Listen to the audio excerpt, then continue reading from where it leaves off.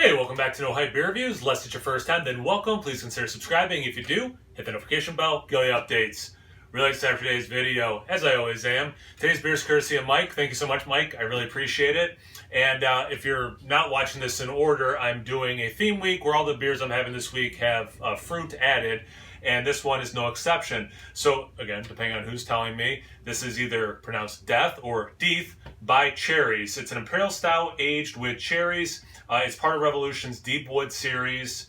It is 12.5% ABV, and it's Imperial Stout aged in bourbon barrels, aged with cherries. I've heard from a few people that this is delicious. Like, definitely people have been hyping it up. Unfermented tart cherries add a mild acidity and subtly rounding sweetness to our, again, Deth or Deth's tar barrel-aged Imperial Stout. Flavors and aromas of bourbon and oak meld harmoniously with the fruit, each balancing the other. Enjoy now or store cold. I'm drinking this at cellar temperature. It's probably like 65 degrees down here now. And again, I look over at the thermometer, which I've not positioned in a way that I can see it, so it's meaningless or worthless. Anyway, that's pretty darn dark. A little bit of brown in there when I was pouring it, but that's definitely a very dark looking beer. Almost exactly a finger of a mocha head, small bubble, small to medium size. They're breaking up pretty quickly. Yeah, and you can hear it's like that the Rice Krispies snap, crackle, and pop. You can like hear them popping. But yeah, I mean, it definitely looks like it's a pretty heavy duty stout. Let's get to the aroma. I get a lot of that chocolate, a lot of that bourbon. There's a nice sweetness to it. There is a faint cherry. It's not screaming cherry at me at this point, maybe in the taste, but in stouts you can get a dark fruit, berries, sometimes cherries, just out of a stout. So I don't know if I was doing this blind, if my mind would immediately go to cherries were added to this. Barrel aged, yeah. That roast, that chocolate. I mean, the chocolate is freaking phenomenal in this.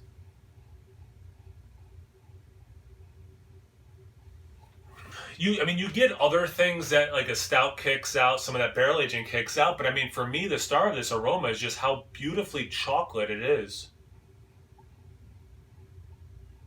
There's some soft vanilla, very soft oak, not getting coconut. I'm trying to think like what you typically get and don't get. Like, yeah, definitely not coconut. But it's this dense chocolate cake thing. It smells phenomenal. See about the taste. Cheers.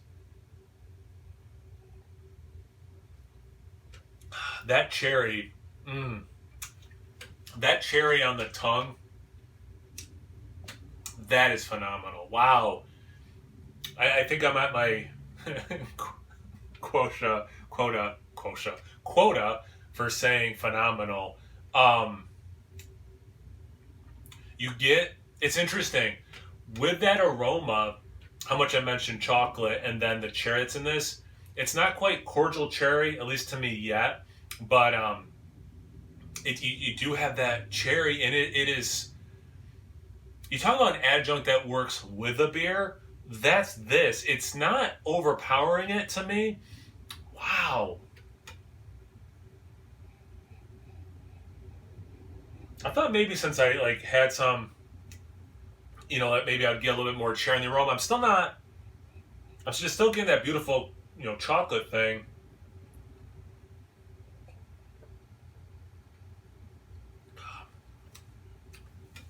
Because I mentioned that chocolate cake. It has more of a chocolate cake with a cherry, like almost like you could buy like cans of pre-made cherry pie mix, like that. Like if you're going to what's the closest food comparison? It's that. It's chocolate cake. I wouldn't even say with chocolate frosting, just like the actual cake with that cherry. It's not as sweet as that cherry is, but that's as close as I can go. The tartness that might be coming from the cherries is really well balanced or almost eliminated by the sweetness of the beer. So it might be rounding. Actually, they said that. I didn't think of that. Rounding out some of those flavors in a very nice way. You do get the chocolate, but again, it's not chocolate covered cherries, which is what I kind of thought it was going to taste like. You do get that bourbon specifically, so you're not in the barrel. You're not missing that. It is, you're going to get less of it because of what the cherry is doing. But again, the cherry is not overwhelming this. I see why I'm getting so bad at putting the cans and bottles facing the camera. You can see why people were telling me, like, I think you're really going to like this. Because I do. I mean, it's I don't want to compare it to other barrel-aged stouts that I've had recently that had adjuncts, but like those ones were delicious, but they were super adjunct forward, and you could easily argue, overpowered the beer, overpowered too many aspects of the beer. Whereas this one, it is complementing so beautifully, and I think that is what is special about this. I cannot overemphasize how well the cherry is working with the beer on this one. Man.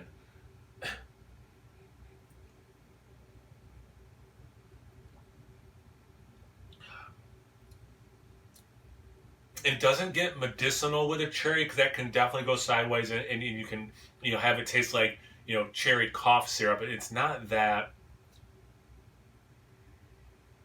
And again, you get the soft barrel stuff, but it's there. You get the roastiness from the stout. It has that nice chocolate. It's not quite coffee that's lingering on my tongue, but it's that roastiness where it's approaching coffee. And I still have the coffee variant of this to do, which I'm super stoked about. Yeah, this is delicious. Thanks again, Mike. Seriously, man, this is this is amazing.